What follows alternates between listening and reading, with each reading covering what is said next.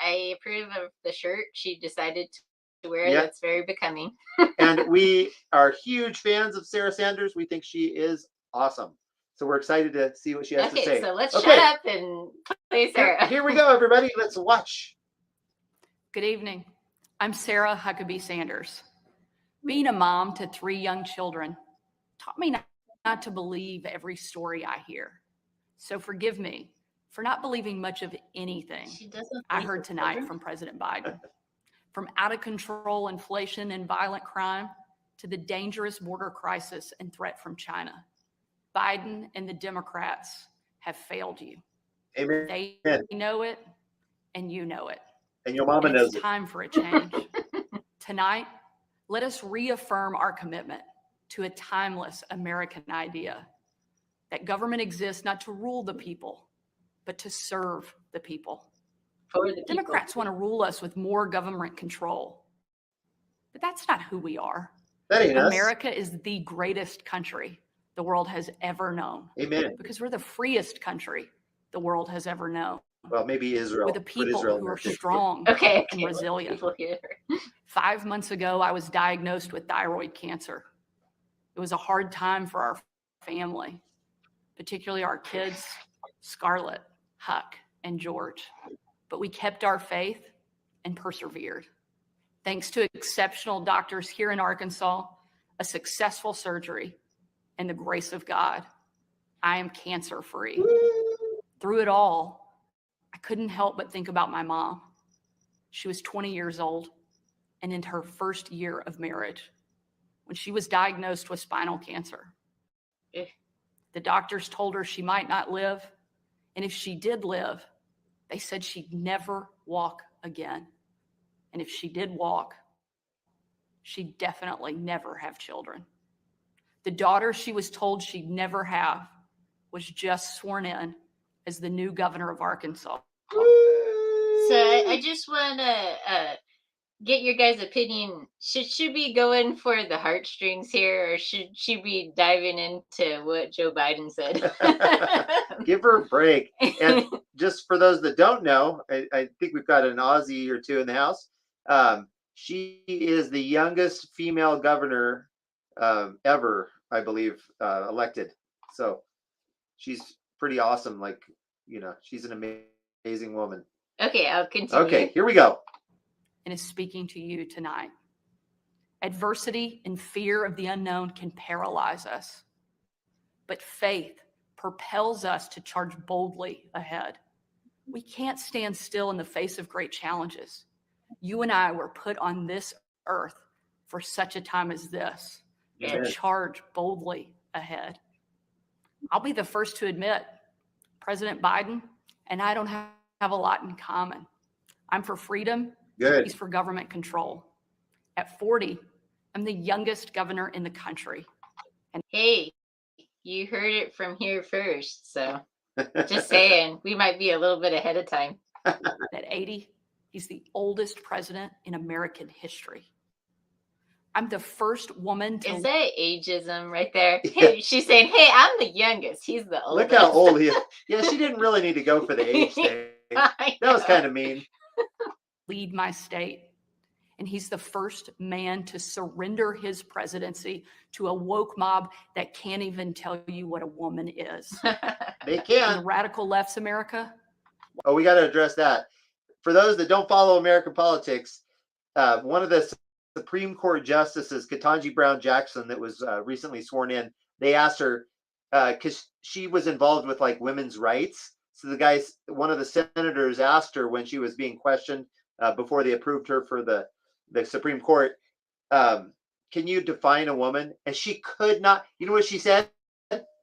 I'm not a biologist, so I can't answer that. I don't know about you, but I know every 5-year-old child can tell you exactly what a woman is. But yet this super educated woman was like, I'm not a biologist. I can't answer that question. So, and what the guy was insinuating is, how are you supposed to fight for women's rights when you don't even know what a woman is? I remember Matt Walsh was interviewing a lady, and she said, only a woman can know what a woman is. And he asked her, do you know what a cat is? And she said, yeah. And he said, well, are you a cat? It was classic. Washington taxes you and lights your hard-earned money on fire. But you get crushed with high gas prices, empty grocery shelves, and our children are taught to hate one another on account of their race, but not to love one another or our great country. Whether Joe Biden believes this madness or is simply too weak to resist it, his administration has been completely hijacked by the radical left. The dividing line in America is no longer between right or left. She forgot one key thing. She was saying, like, is it this or this? She forgot to also say, or is it just that he's so like far into dementia that he has no idea what's going on, which is probably the real accurate thing. Yeah, all he knows is what the CCP tells him to do. Yeah, and the Easter Bunny. The choice is between normal or crazy. It's time for a new generation of Republican leadership. Amen. Upon taking office just a few weeks A lot ago, of the current I Republicans signed suck. executive orders to ban CRT, racism, and indoctrination in our schools, eliminate the use of derogatory term Latinx in our government, repealed COVID orders, and said never again to authoritarian. Speaking of the term Latinx, so I am from Southern California. I was a Spanish teacher. I was surrounded by Hispanics. You know how many of them I ever heard use the term Latinx? This many. Latinos do not use the term Latinx. That's just a completely concocted term by the Democrats to appease I don't know who, because it's not for the Latinos. It's really compassionate. And mandates and shutdowns. Americans want common sense from their leaders. But in Washington, the Biden administration is doubling down on crazy. Amen. President Biden inherited the fastest economic recovery on record, the most secure border in history, cheap, abundant, homegrown energy, Thanks to Trump. fast rising wages, Hey, a rebuilt military, and a world that was stable and at peace. So 5 Acre asked if she was a Trump supporter, and yes, not only was she a Trump supporter, she was under his administration at one time. Yes, She was the press secretary. press secretary. She was his press secretary for quite a while, and she did an awesome job. But over the last 2 years, Democrats destroyed it all. Despite Democrats' trillions in reckless spending and mountains of debt, we now have the worst border crisis in American history. Oh my goodness. Yeah, so the border crisis, it's really no longer even about illegals coming in. It's about fentanyl. For those that don't know, fentanyl is flooding across our borders like crazy. It's becoming one of the top ways of death from a certain demographic. I can't remember what it is, but it's quickly becoming one of the main ways of death. And it's flooding up through Mexico. And we know this, but the border is wide open. Trump, he built the wall, but he didn't quite finish it. And then Biden just halted it. So it's super porous, and drugs are just flowing in like crazy. Yeah. As a mom, my heart breaks for every parent who has lost a son or daughter to addiction. 100,000 Americans a year are now killed from drug overdoses, largely from fentanyl pouring across our southern border. Yet the Biden administration refuses to secure the border and save American lives. Won't do it. And after years of Democrat attacks on law enforcement and calls to defund the police, violent criminals roam free, while law-abiding families live in fear. Beyond our border, from Afghanistan to Ukraine, from North Korea to Iran, President Biden's weakness puts our nation and the world at risk. Yeah, we just recently saw that the Chinese are allowed to spy at our most sensitive areas of the country without any repercussion. Oh, hi T&J. I don't think we recognized you. I recognize them. Oh, okay. I just noticed they were in here. And the president's refusal to stand up to China, our most formidable adversary, is dangerous and unacceptable. President Biden is unwilling to defend our border, defend our skies, and defend our people. He is simply unfit to serve as commander-in-chief. And while you reap the consequences of their failures, the Biden administration seems more interested in woke fantasies than the hard reality Americans face every day. Most Americans simply want to live their lives in freedom and peace. But we are under attack in a left-wing culture war we didn't start and never wanted to fight. Every day we are told we must partake in their rituals, salute their flags, and worship their false idols, all while big government colludes with big tech to strip away the most American thing there is, your freedom of speech. Freedom of speech. That's not normal. Yep. It's crazy, and it's wrong. Make no mistake, Republicans will not surrender this fight. We will lead with courage and do what's right. Yeah, let's lead with courage now. Let's not just be bought off by Right. anybody. Right, not what's politically correct or convenient.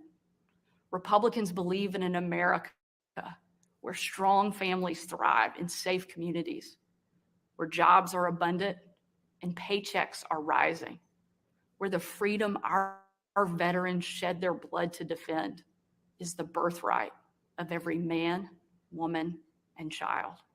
These are the principles Republican governors are fighting for, and in Washington, under the leadership of Senate Republicans and Speaker Kevin McCarthy, we will hold the Biden administration accountable. So what's your take on McCarthy? I feel about him like I did about Trump. I'm a little skeptical, but I'm hoping that he'll deliver. Yeah, he's saying all the right things now. Yeah, So let's see if he actually follows through. right. Down the street from where I sit is my alma mater, Little Rock Central High. As a student there, I will never forget watching my dad, Governor Mike Huckabee, and President Bill Clinton hold the doors open to the Little Rock Nine. Doors that 40 years earlier had been closed to them because they were Black. Today, those children once barred from the schoolhouse are now heroes, memorialized in bronze at our State House. Yay. I'm proud of the progress our country has made. And I believe giving every child access to a quality education, regardless of their race or income, is the civil rights issue of our day. Tomorrow, I will unveil an education package that will be the most far-reaching, bold, conservative education reform in the country. Ooh, I'm excited to hear that. Yeah, I'm guessing it's probably going to involve school choice. I think that she's trying to beat out DeSantis for like the best new legislature introduced to their states. DeSantis just introduced a new piece of legislature overhauling the college systems in his state of Florida. Yeah. My plan empowers parents with real choices, improves literacy and career readiness, and helps put a good teacher in every classroom by increasing their starting salary from one of the lowest to one of the highest in the nation. Here in Arkansas and across America, Republicans are working to end the policy of trapping kids in failing schools and sentencing them to a lifetime of poverty. We will educate, not indoctrinate our kids, and put students on a path to success. It's time for a new generation to lead. This is our moment. This is our opportunity.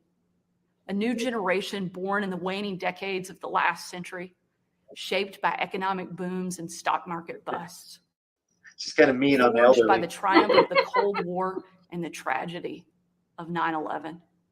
A generation brimming with passion and new ideas to solve age-old problems. A generation moored to our deepest values and oldest traditions, yet unafraid to challenge the present order and find a better way forward. That's the second time she's mentioned the concept of courage and being unafraid. And that's definitely the overarching theme of her response, is to not be afraid to be strong. That's biblical. If we seize this moment together, America can once again be the land of the free and the home of the brave.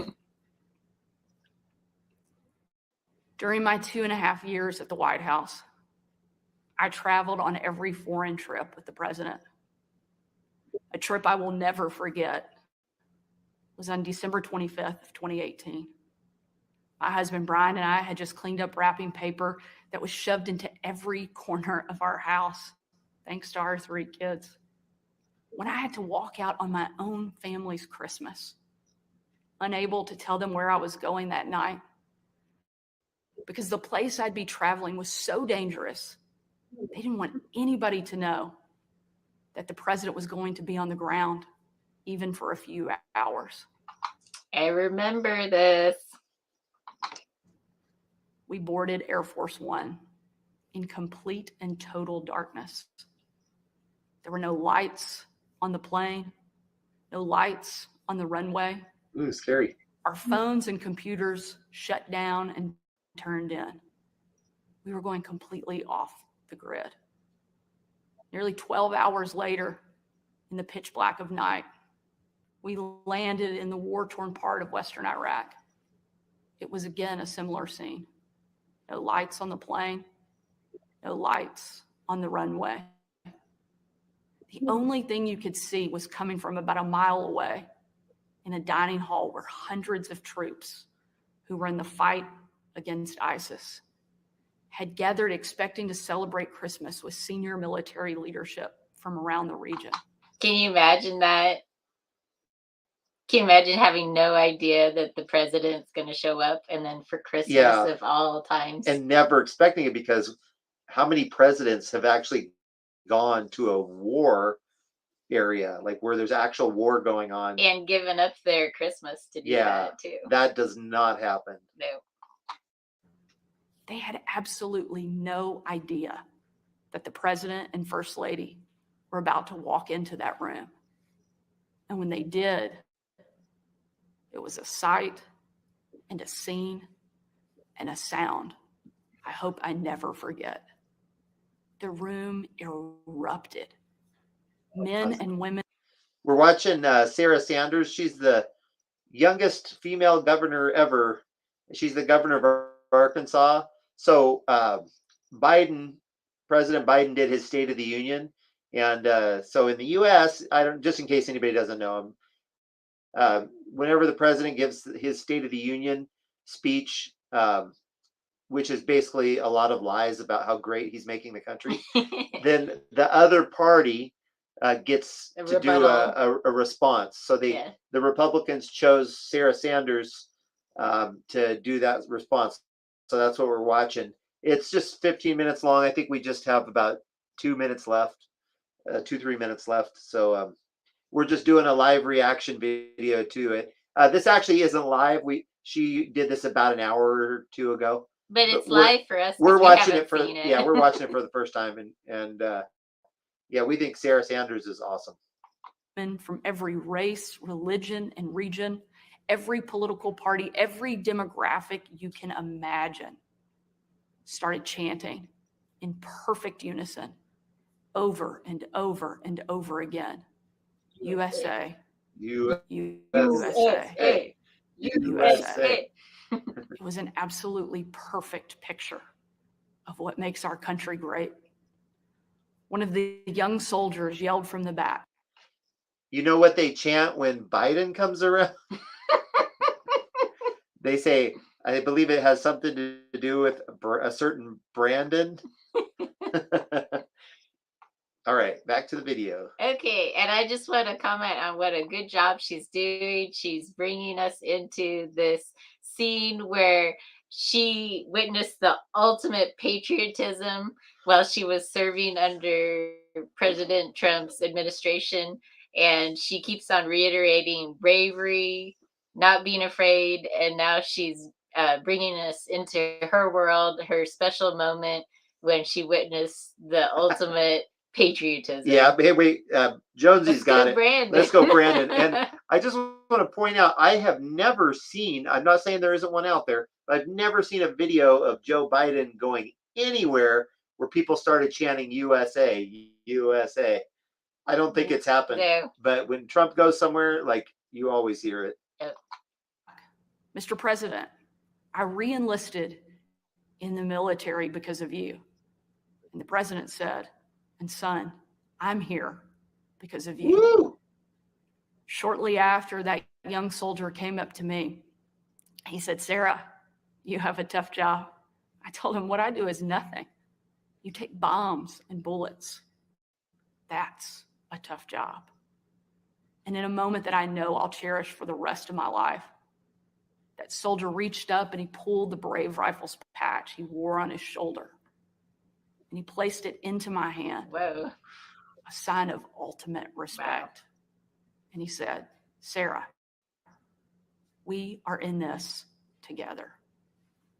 Overwhelmed with emotion and speechless, I just hugged him with tears in my eyes and a grateful heart for our heroes who keep us free. Amen.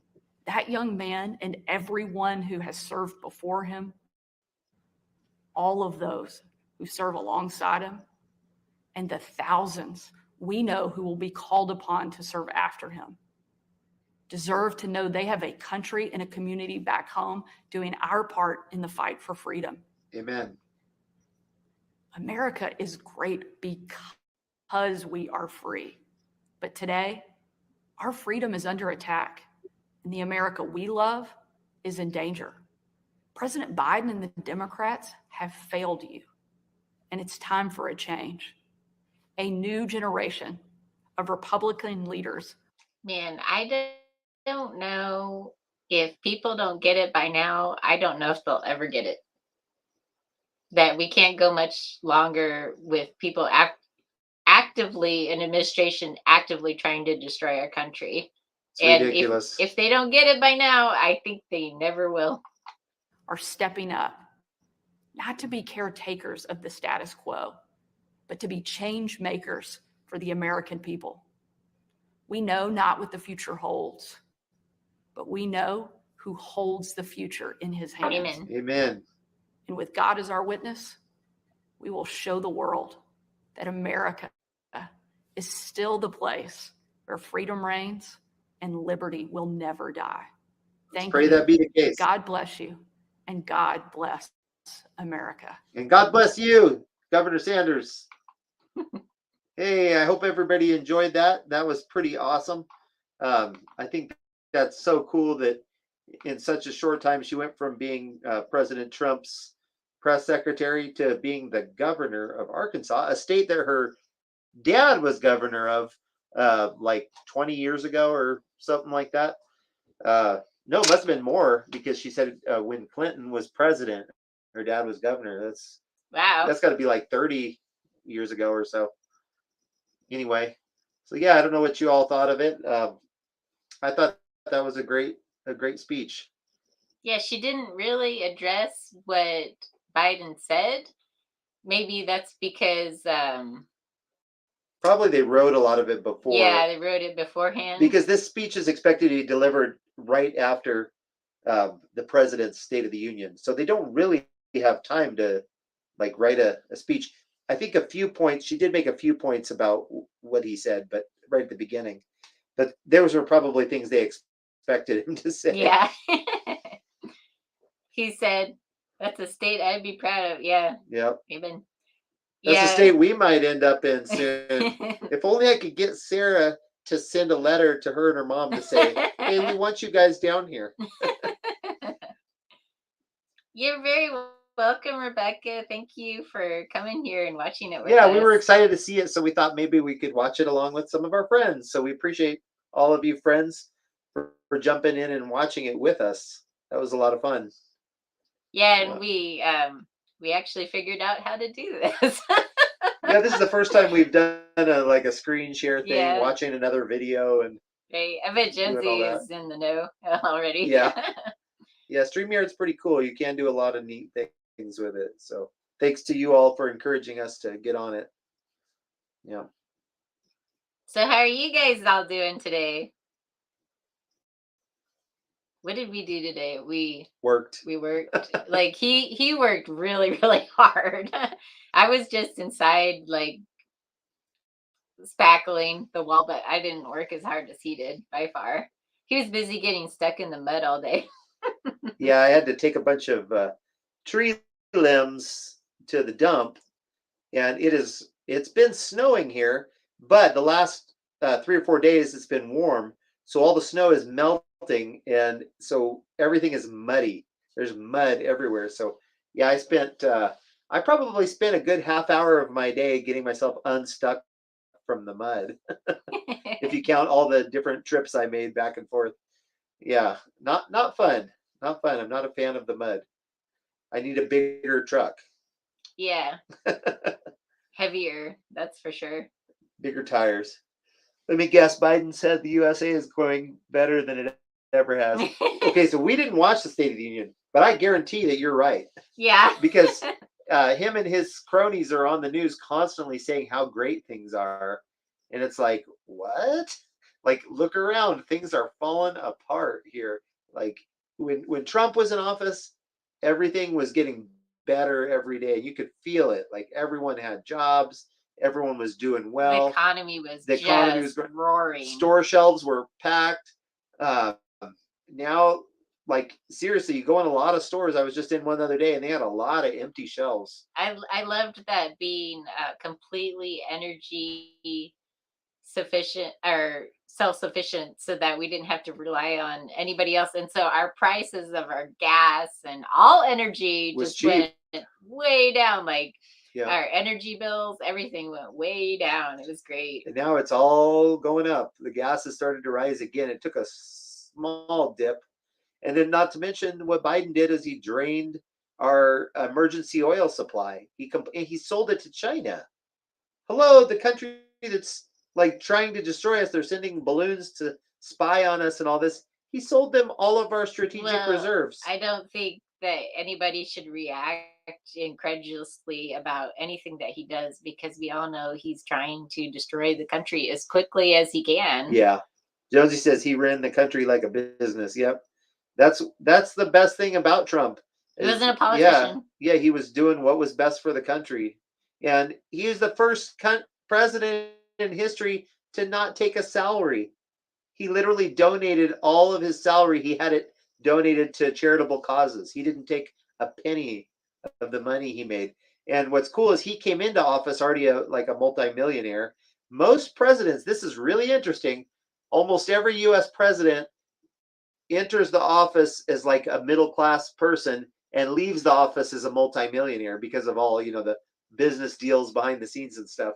It's crazy when you see how that works. It's like, how corrupt is that? You're supposed to be there to serve the people, but every president goes in and just makes all these business deals to set themselves up for life, even though they don't need to set themselves up for life, because once you're president, you have a stipend for the rest of your life. They get paid. Snowy. Hey, like number 7. What's number 7? So he was number 7 with the like button. Oh yeah. Oh, I see. Like number 7. Yeah. Lucky number 7. So President Trump was the first one to go into office and not be there to get financial gain from it. So that's one thing we loved about him. And I actually am not a fan of. There's so many. I keep seeing more and more Republicans saying, "Oh yeah, he did a good job, but we need someone else." And I'm like, he was the Why? greatest. He proved that he could do it well. I'm like, he was the greatest president of my lifetime. I'm just talking facts. And I'll tell you, I was skeptical when he got elected. I was like, ooh, I don't know if I can trust. Me too. I don't know if I can trust this guy because he's been a wild guy his whole life. And then he did. He completed all of his promises, and he left our country way better than he found it. And now people are like, oh, maybe we need to go with DeSantis or someone else. And hey, I'm a DeSantis fan too, but I'm like, Trump needs another term. I mean, he can only have one more term, but we should give it to him because he's proven. With DeSantis, it's like, oh, maybe he'll do good, maybe he won't. Trump proved that he does an excellent job. Okay, so Gen Z is saying mine Oh, says like 5. they're arguing But about the I'm likes. saying fake it till you make it. So let's say it was 7. USA, USA, USA, US, USA.